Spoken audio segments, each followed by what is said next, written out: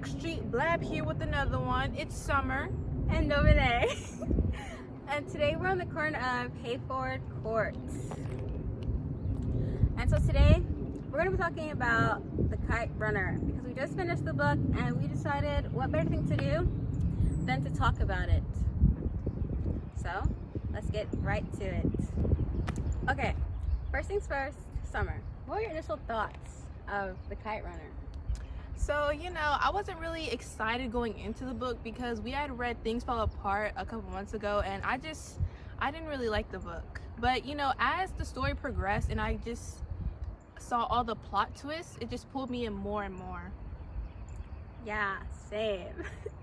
I don't really like to read, so I didn't really care to read another book. I was just ready to be done with it, but it actually got better towards the end. Pause it.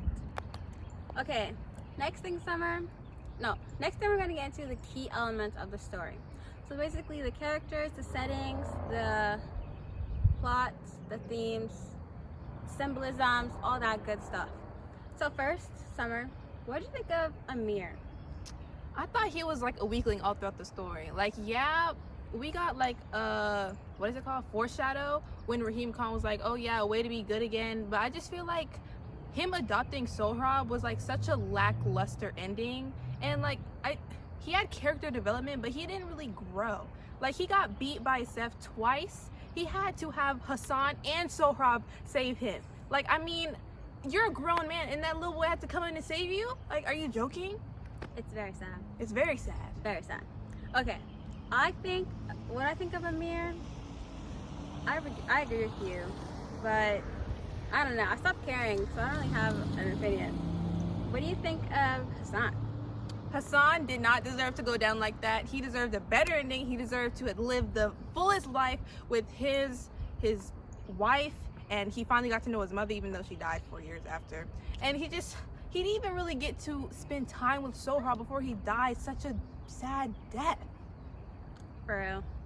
I think of Hassan, I think he's just too good for this world, and he didn't deserve Amir. No, I think Amir didn't deserve him. I think he should have had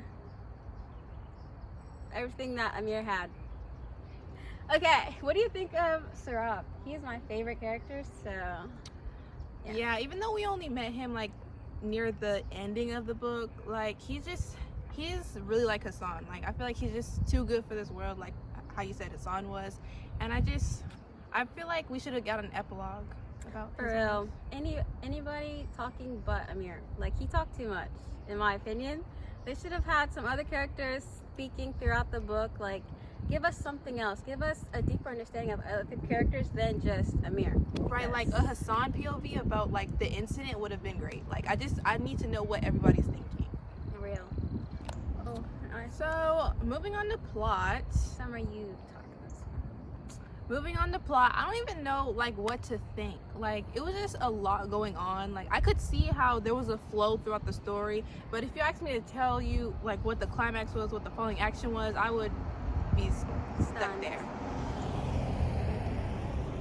I think the plot was basically just about the lives of Amir and Hassan, their trials, their tribulations, the things they faced, the things they grew up dealing with.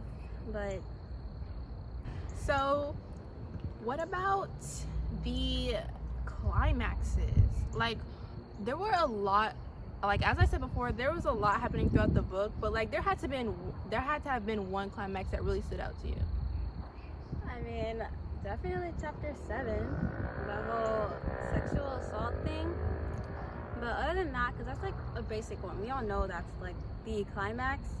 But I think a really big second climax was Sohrab opening up to to Amir. That really got to me. It had me crying, honestly. I was listening to the audio and I started crying. I was like, oh my gosh, this is so sad. Yeah, I think that was the climax. And with the Sohrab, his attempt, that's my child. That is my child. I don't care.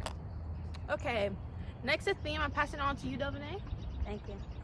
Okay, so when we were doing those little one-pager assignments and we were grouping up and thinking what was the theme of the story, my group, we decided that the theme of the story was the price of betrayal.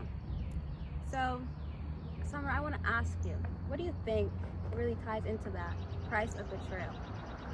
So definitely the price of betrayal, like Amir was a fake friend. I will say that with my whole heart, and I will stand on this hill and die with it. Amir was a fake friend. So like with him like seeing the sexual assault that happened to Hassan, and like he like lived with that guilt and lived with that knowing he betrayed him, and knowing Raheem Khan knew and Hassan knew and Ali knew that you betrayed your like best friend. It's just like he lived with that throughout his whole life, and I feel like maybe it helped him grow like with his character development, but it most definitely like stuck with him throughout his adult years. Like, you know, Raheem Khan saying there's a way to be good again, like it's just that whole chapter 7 really was the big turning point in like the theme with betrayal. Definitely. Entirely. So, next thing, what do you think are some really major symbolisms? Because obviously we know like the kite was like the main thing, like everybody starts talking about the kite. And it could mean like the freedom, happiness, and maybe even just like a change in relationships. But Summer, what other themes, symbolisms do you think were there? So I think like the one other object that really stood out to me was the slingshot, because you know Hassan and Sohrab carried that thing wherever they went, and it's like with the slingshot they were able to stand up to Asef twice, and so I think the slingshot kind of represents like a strong resilience, like bro, what's the word? Determination. Yeah. I think that is amazing. I never thought of the slingshot. That was really good. So now we're going to close out these plot elements with So now we're going to close out these plot elements with settings. Like if I'm really sit here and thinking, like I don't really think there were that many, so I'll just pass the mic to you. Okay. I don't know, but I really think there were so many.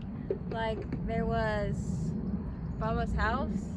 Like in the end when he went back to the house and was looking at all his memories, like the pomegranate tree, or was it a pomegranate tree? The pomegranate tree was one, Baba's house was one, the flea market was one, and the orphanage too, probably. Just everything. There were so many settings in this story, and I think the importance of each of them is just to show the memories and the changes throughout the story. Well said. Thank you. Okay, now we're done with the key elements, and we're moving on to connections. What deep life connections can we make to this story? Very good. Thank you. Personally, I can't make any.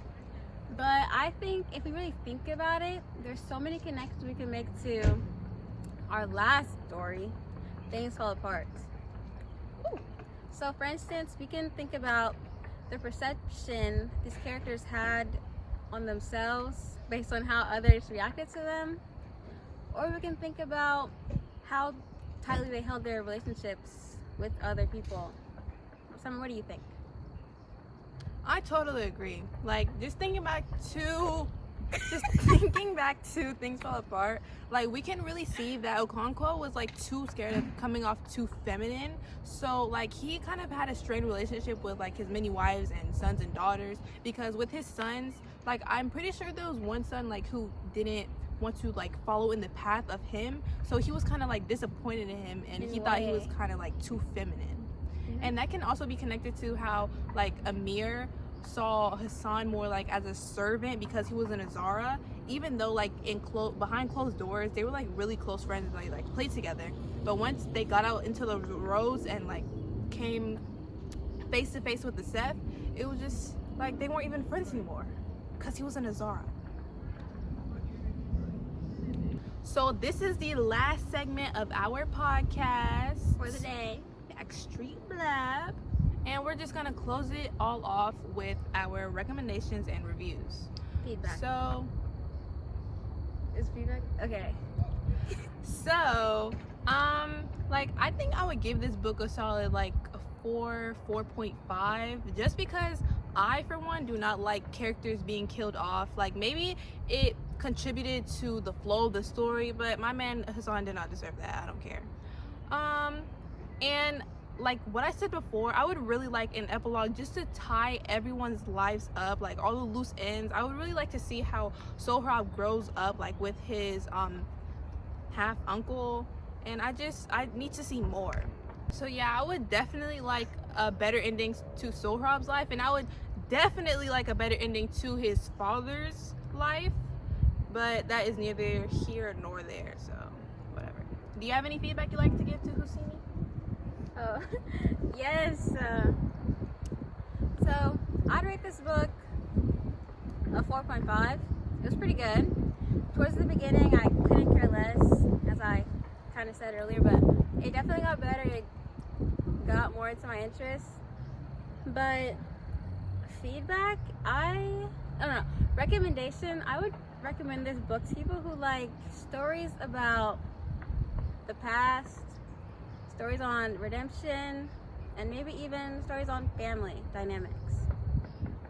And for my feedback, I really, really wish Sohrab had a better experience throughout the story. I wish he hadn't gotten kidnapped by Asef. I wish Asef wasn't the way he was. I wish Amir had just done more and was a better person.